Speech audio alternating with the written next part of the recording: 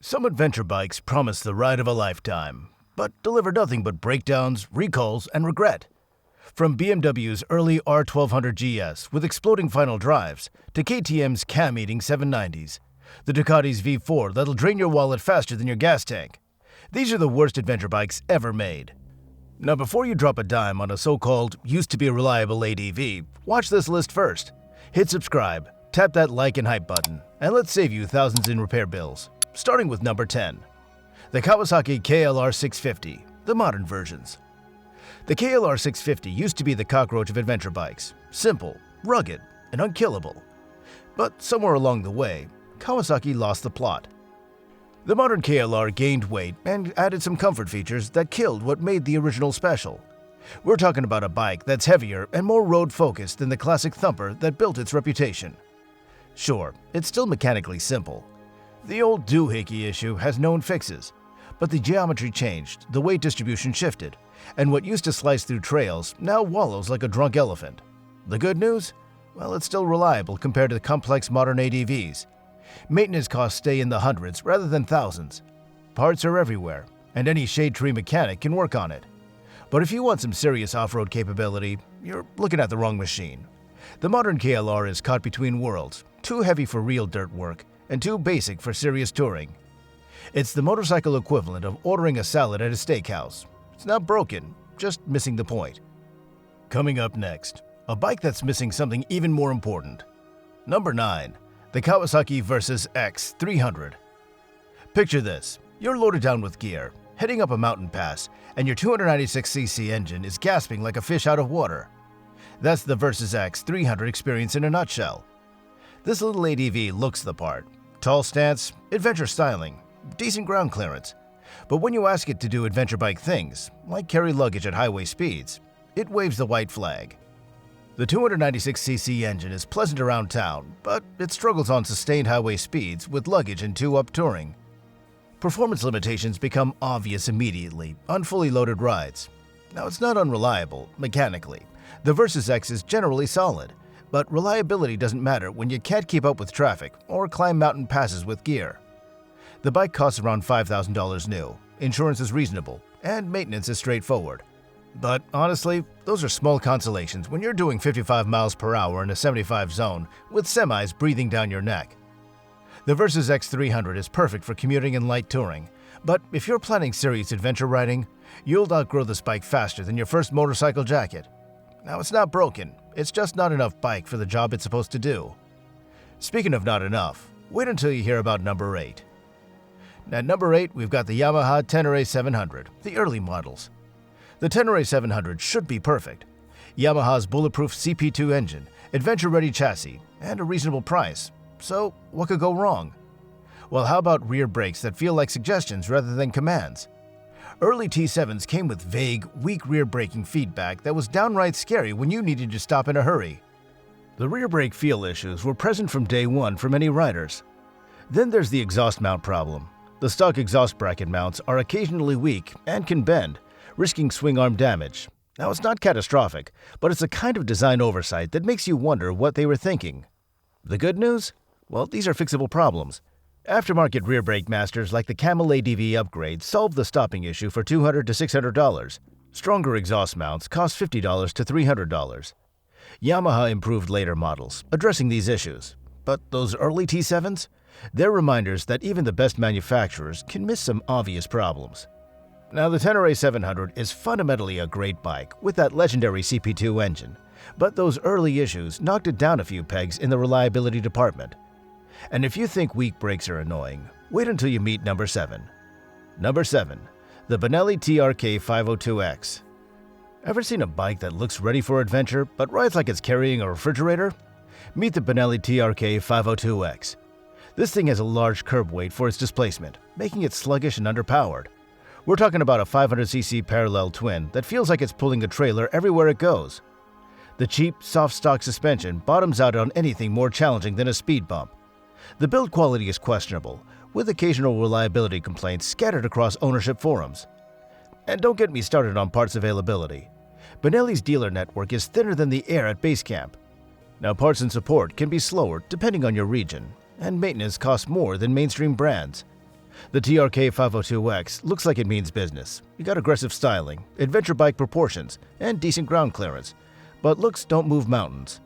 Performance and suspension shortcomings are immediate. You'll want to budget $400 to $1,500 for suspension upgrades just to make it rideable. Sure, it's cheaper than the competition, but there's a reason for that. You get what you pay for, and with the TRK 502X, you're not paying for much. Check local dealer support and parts availability before buying, because you'll need both. But if you think that's disappointing, our next one will make you question everything. Number 6. The Suzuki V-Strom 1000, the early DL1000. The V-Strom 1000 should be a winner. Big V-twin engine, proven platform, and Suzuki reliability. Instead, the early DL1000s are plagued with issues that leave you stranded. Let's start with the charging system. The regulator rectifier on these bikes fails more often than a politician's promise. Charging system problems often show up within the first 5 to 10 years, sometimes earlier with hard use. The stator and rotor magnet problems are even worse. When the charging system fails, you're looking at $300 to $900 in parts and labor, depending on what needs replacing. Then there's the fueling. Early DL1000s have snatchy, jerky fuel delivery at low RPMs that make smooth riding impossible. The poor fueling and low RPM snatchiness are immediate and constant problems. Now, these aren't minor annoyances. These are fundamental problems that affect the bike's basic operation. Many owners replace the regulator and stator as common maintenance items. Test the charging system at idle and revs before buying any used DL1000. The later V-Stroms fixed most of these issues, but those early models? Yeah, they're reminders that even established manufacturers can screw up proven formulas. Well, parts are available and the problems are well documented, but do you really want to buy someone else's electrical nightmare? And speaking of electrical nightmares, number 5 is coming up next. And at number 5, we've got the Triumph Tiger 800/800XC, early 2010 to 2014. Triumph's Tiger 800 should have been the perfect middleweight adventure bike. Instead, early models came with idle air control and stepper motor problems that had more mood swings than a teenager. The stepper motor fouling and failures caused stalling, hot start problems, and erratic idling. You'd pull up to a gas station, shut the bike off, and just pray it would start again. Now, these symptoms persist across many early owners and are often noticed within the first few years. When the stepper motor fails completely, you're looking at $100 to $600 for cleaning or replacement, plus diagnostic work. Triumph issued recalls, service bulletins, and community fixes exist, but the damage was done. Early Tiger 800 owners became experts at cleaning stepper motors and cursing British engineering. Now, the engine itself is solid. That triple-cylinder motor has character and some power. But when the bike won't idle properly, all that character becomes irrelevant. You gotta clean and maintain that IAC or stepper during service, and check for technical service bulletins. Prefer bikes with documented fixes already completed. Later models fix the stepper motor issues, but those early Tigers? They're a masterclass in how one small component can ruin an entire motorcycle. It's fixable, but it shouldn't need fixing in the first place. But if you think stepper motor problems are bad, wait until you hear about number 4. At number 4, we've got the Triumph Tiger Explorer 1200, the early models. The Tiger Triumph Explorer 1200 was supposed to be Triumph's answer to the BMW R1200GS. Instead, it became a lesson in how not to build a shaft drive system. Early Explorer 1200s suffered from shaft drive and final drive breakage or misalignment in some early batches. And we're talking about catastrophic failures that could appear around 10,000 to 20,000 miles, or earlier if abused off-road. The shaft drive would develop play, create noise, and eventually fail completely. And when it went, it didn't go quietly. Metal shavings, grinding noises, and the kind of mechanical carnage that makes grown men cry. Triumph's quality control on early models was questionable at best. Some bikes left the factory with alignment issues. Others developed corrosion and rust on replacement parts, with slow warranty fixes adding insult to injury. When the shaft or final drive fails, you're looking at $1,000 to $3,000 in parts and labor, depending on the extent of the damage. Inspect the drive shaft carefully before buying. Test full load acceleration for noises or popping sounds. Check service records for repeated shaft service history, and avoid those bikes entirely. You see, this wasn't a minor teething problem. This was a fundamental design flaw that affected the bike's basic operation. Later models improved the shaft drive system, but those early Explorer 1200s? Well, they're expensive reminders that even premium manufacturers can get basic engineering wrong. And if you think shaft drive problems are expensive, number 3 just might shock you. At number 3, we've got the KTM 790-890 Adventure, the 2018 to 2020 early models. Yeah, here's where things get really ugly. The KTM 790 and 890 Adventure should be the perfect performance ADV bikes. Lightweight, powerful, capable. Instead, early models came with premature camshaft and valve train wear that could destroy the entire top end. We're talking about unusual cam lobe wear affecting the finger followers, with oil feed and wear problems leading to loss of power, noise, and potentially head damage. Now this shows up as early as 10,000 to 25,000 miles in affected bikes. This isn't normal wear and tear. This is a fundamental design problem that affects the engine's basic operation. KTM's warranty and goodwill responses have been inconsistent at best. Some owners got repairs covered. Others got told it was their fault for not following the oil schedule religiously. The repair costs are brutal. If the damage is serious, head work or engine repair can run $2,000 to $4,000. Even cam and follower parts alone cost several $100s, and labor adds up fast. Check service history for any KTM goodwill or warranty fixes before buying. Prefer post-fix model years or bikes with documented repairs already completed. Rigorous oil schedules and high-quality oil are absolutely mandatory. The performance is incredible when it's running. That LC8C engine makes serious power and sounds amazing, but when the cams start wearing out before the first major service, all that performance becomes irrelevant.